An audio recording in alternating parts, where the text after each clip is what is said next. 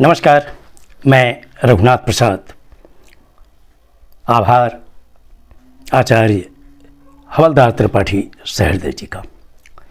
1987 में कर्पूरी जी के प्रति अभिनंदन ग्रंथ में दो ऐतिहासिक पत्र हैं कर्पूरी जी के द्वारा लिखे हुए।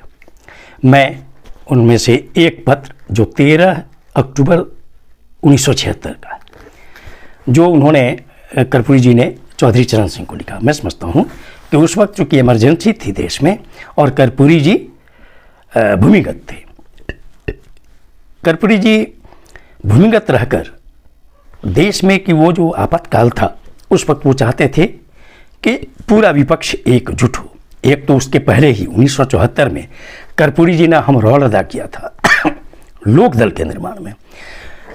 उस वक्त चौधरी चरण सिंह जो किसान नेता थे, कांग्रेसी नेता के रूप में पहले से थे, वो जब बाहर आए थे तो उन्होंने क्रांति दल बनाया था। सोशलिस्ट पार्टी में चूँकि बहुत तरह के मतांतर के बाद कर्पूरी जी का जो सोशलिस्ट धारा था वो चौधरी चरण सिंह का क्रांति दल, देवीलाल जी का जो क्षेत्रीय दल था हरियाणा का, बीजू पटनायक जी का जो कांग्रेस पार्टी से निकला हुआ घरा था, इसी तरह चांद्र राम का था, पुराने जनसंघ के अध्यक्ष बलराज मधोक जी का था, पीलू मोदी जी का था, चांद राम का था।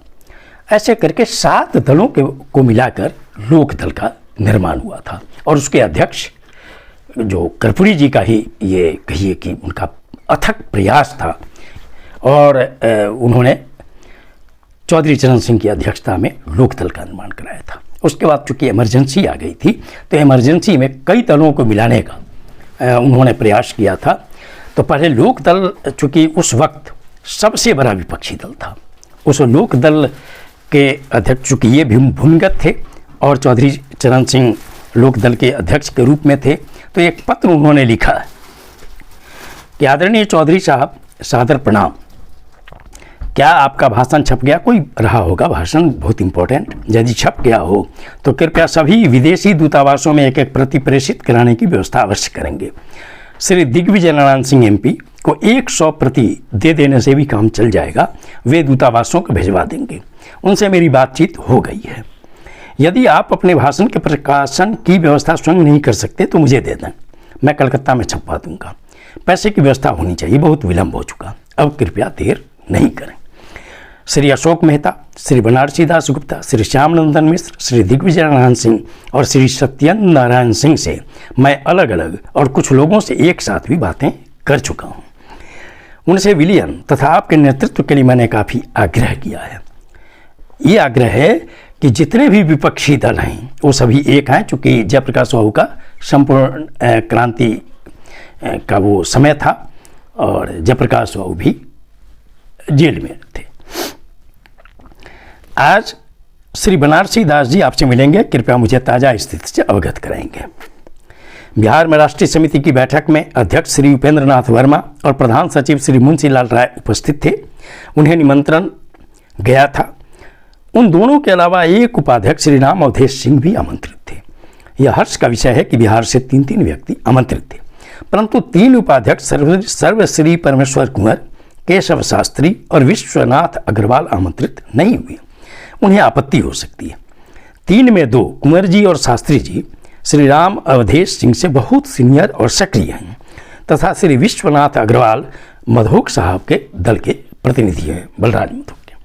4 उपाध्यक्षों में सिर्फ एक को बुलाना सिद्धांत और स्वस्थ व्यवहार के विपरीत है। कृपया सभी को आमंत्रित किया करें, केवल एक को ही नहीं। मैं आज रात या कल चला जाऊंगा। आपका कर्पूरी ठाकुर। तो इस पत्र से ये लगता है कि इनके शरीर में, इनकी आत्मा में देशभक्ति कूट कूट कर भरी हुई थी और समाजवाद के प्रति या व्यक्तिगत स्वतंत्रता और देश की एकता अखंडता के लिए इनमें कूट कूट कर भावना भरी हुई थी। इसीलिए ये विपक्षी दलों को एकजुट करना चाह रहे थे। ये कहिए कि कर्पूरी जी की भूमिगत रहकर भी पूरे देश में घूम घूम कर ये प्रयासरत रहे उस आपातकाल के समय में भी कि विपक्ष एकजुट हो। ये उनकी थी संसदीय लोकतंत्र के प्रति एक निष्ठा। ये वीडियो आपको अच्छा लगा हो तो निश्चित तौर पर लाइक करें, शेयर करें। अब तक मेरे चैनल को आपने सब्सक्राइब नहीं किया तो सब्सक्राइब करें, बेल आइकन को टच करें ताकि मेरे हर आने वाले वीडियो का नोटिफिकेशन आपको तुरंत मिल जाए। आप सभी लोगों के लिए शुभकामनाएं। धन्यवाद। जय हिंद।